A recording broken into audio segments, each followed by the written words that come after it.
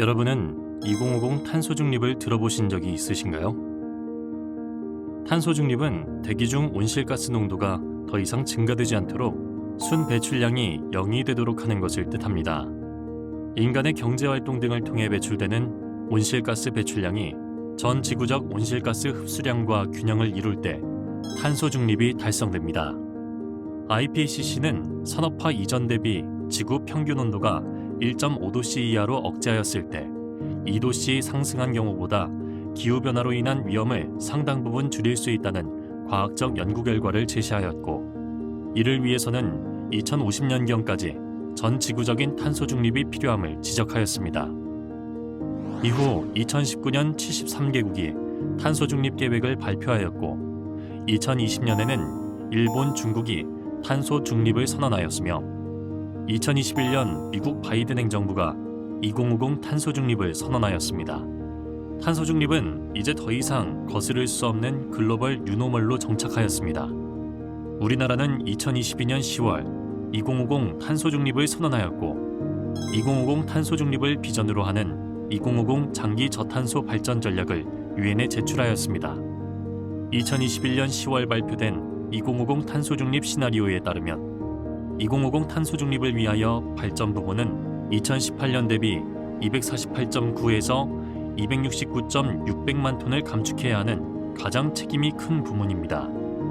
이에 따라 탄소 중립 달성을 위하여 탄소 중립 전략이 수립되고 있습니다.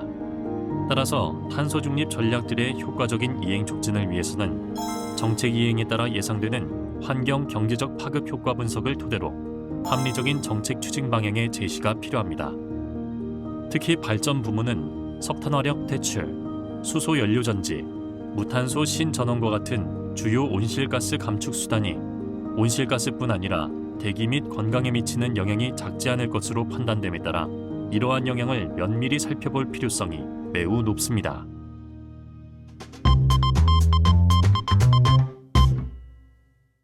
저희 한국환경연구원 연구자들은 2050 장기 저탄소 발전 전략에서 제시한 2050 탄소 중립이 비용, 온실가스, 대기 및 건강 영향에 미치는 효과를 정량적으로 분석하여 합리적인 정책 추진 방향을 제시하고자 하였습니다.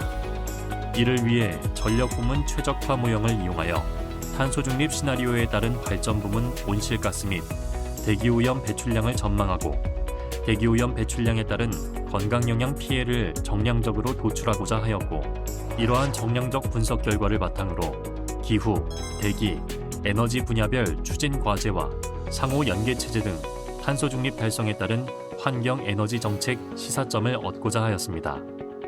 예를 들어 발전 부문의 최적화 모형은 전력을 생산하는 발전 부문의 설비 건설과 설비 운영을 최적화하는 선형계획법을 활용하여 구축하였습니다. 간단하게 생각하면 전력 생산을 위해서는 태양광, 풍력, 석탄, 천연가스, 원자력 등 다양한 에너지원을 기반으로 하는 발전기가 필요합니다. 그럼 우리가 필요로 하는 전력량을 충분히 공급하기 위해서는 에너지원별로 어떤 발전기가 얼마만큼 필요하고 또 어떻게 운영되어야 하는지 경제 사회적 비용을 최소화하는 선택을 할 필요가 있습니다. 발전 부문 최적화 모형은 이러한 의사결정을 돕는 도구입니다. 발전 비용을 최소화하는 목적 함수와 발전기 가동에 필요한 제약을 설정하여 발전 부문의 설비 건설과 운영을 최적화하는 방안을 찾게 됩니다.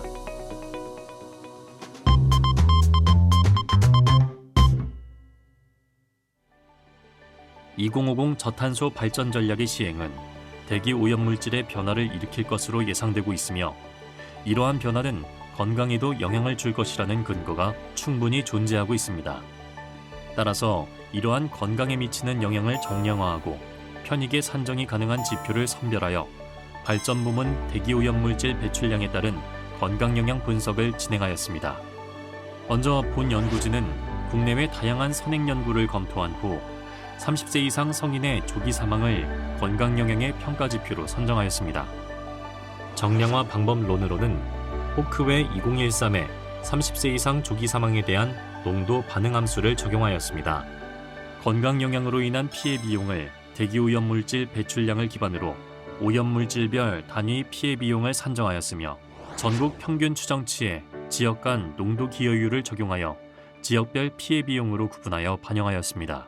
사망 위험 감소 가치는 OECD의 추정치를 활용하였습니다.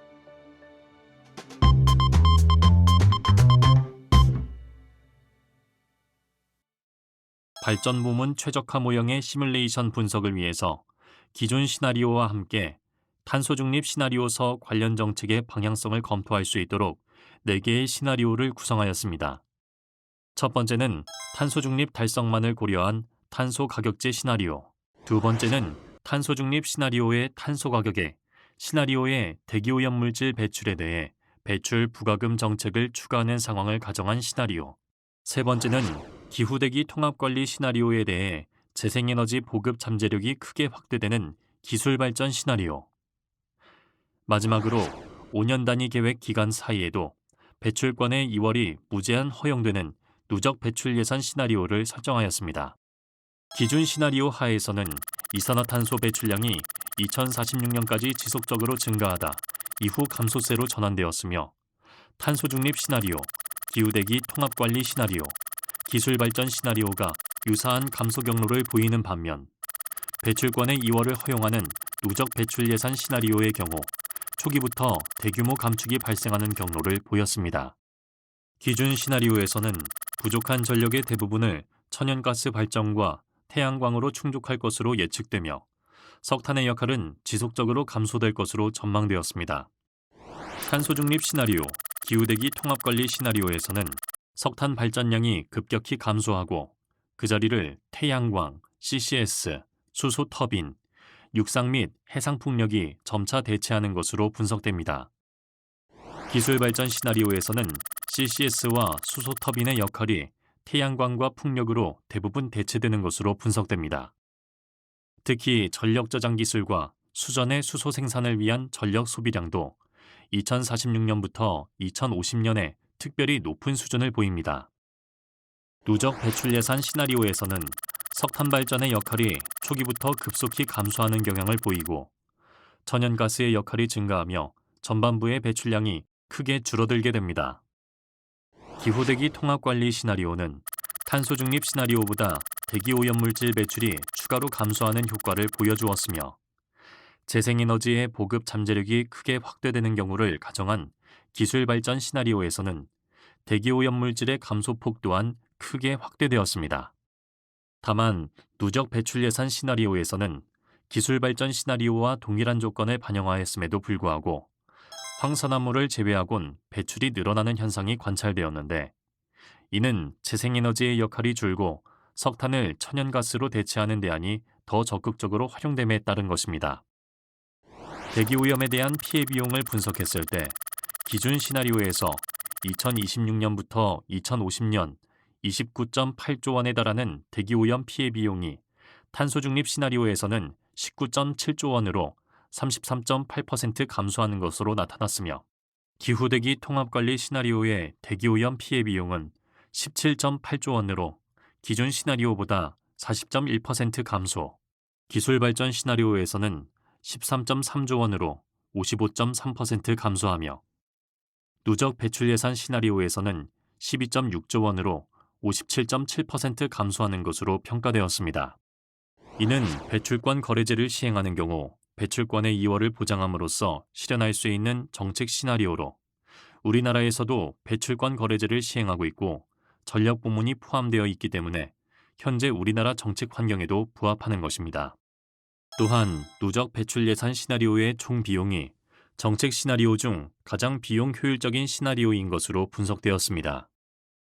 다만 현재 우리나라의 배출권 거래제에서는 5년 단위로 계획 기간을 설정하고 계획 기간을 넘어가는 2월에 대해서는 엄격한 제한을 두고 있어서 현행 배출권 거래제 규칙을 유지하는 경우에는 누적 배출 예산 시나리오의 이행이 불가능하므로 2월 제한 규정의 완화가 필요함을 보여주는 결과라 할 수 있습니다.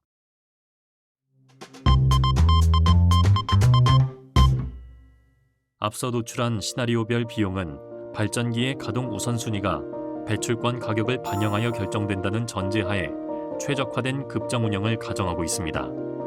그러나 현재의 전력시장 운영 규칙이 최적화된 급전 운영을 차단하고 있고 발전사의 배출권 구입 비용을 정부가 보전함으로써 배출권 거래제가 효과적으로 작동하지 못하고 있는 실정입니다.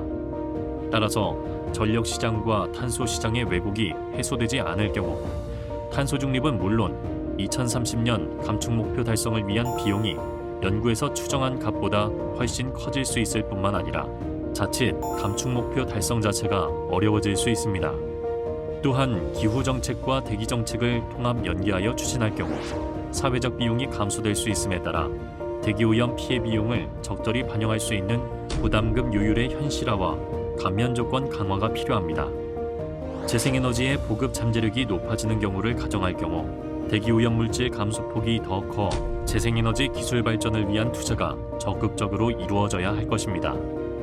마지막으로 배출권 거래제의 2월 제한 규정의 완화 및 철폐할 경우 감축 비용이 절감될 수 있을 것으로 기대됩니다.